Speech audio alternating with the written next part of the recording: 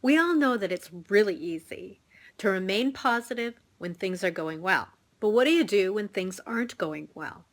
So I was fortunate to find myself in an audience at an event where Anthony Robbins was speaking recently. I didn't expect him to be there. That was surprising. He really focused on what to do and how to change your mind when things are not going your way.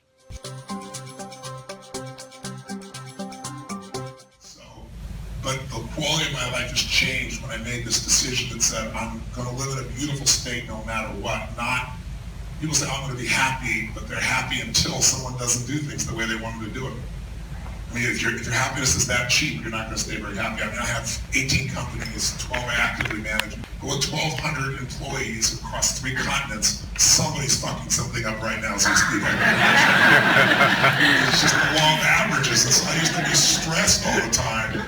And most of the people I know that are very successful are stressed all the time because people, just human beings, don't always do what you think they should be doing. Simple things. And so I used to be like, okay, I'm going home to deal with these problems. And now it's just like, it's all a gift.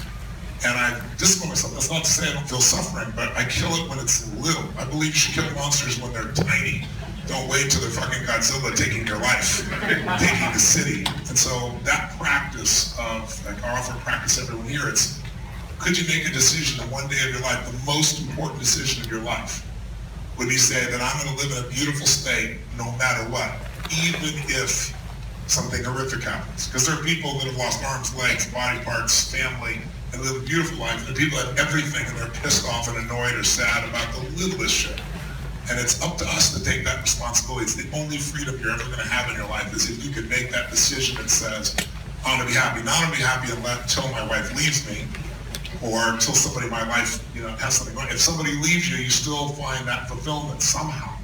If you make that decision, you draw a line in the sand. If you, I just tell people, if you want to take the island, burn the boats. It's amazing what human beings will do when there's no way out. If you give yourself a way out, you'll take the path of least resistance. You have a life like most people. And I'm no dummy. Most people do not have a beautiful life. Most people do not have a relationship where they have love and passion that extends over the decades. Most people do not have work that they love and is purposeful and meaningful to them. Most people are not financially free, and most people are not physically even fit. And that's not because we can't be. Most people aren't, but a few are. And I'm interested in the few who do versus the bunch that fucking talk. My life has been finding those people, figuring out what they do, and then putting that into processes so that the average person can make their life better. That's my mission, that's my devotion, that's my dedication. And all the different events and things I do are really geared to giving people experiences of that, not just conversations about that, because I believe a belief is a poor substitute for an experience. You can have a belief about China, or you can go to China. You go to China, you'll know what the experience is. Otherwise, it's just made up shit in your head, and you've got all your attitudes and issues about it. And I think so much of our life, so much of the pain people have is because we're wanting life to be the way we think it should be, instead of understanding that life is the way it should be, and it's our job to find its deeper meaning.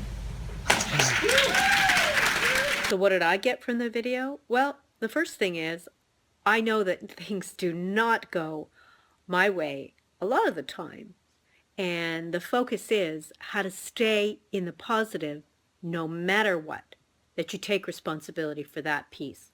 Well, it's pretty tough to do it, but I can see that it's a practice, and it's certainly something that I practice in life because I work with people every day who've struggled with things that are unbelievably difficult. And in order to get to a better place, the people who seem to do the best are the ones who make a commitment, take responsibility for focusing on the positive, being grateful, having gratitude. For more Ask Dr. Anna videos and information about post-traumatic growth and recovery, subscribe and like our YouTube videos at What is PTSD, or join us at previous video episodes in our playlist Ask Dr. Anna from the Traumatology Institute team.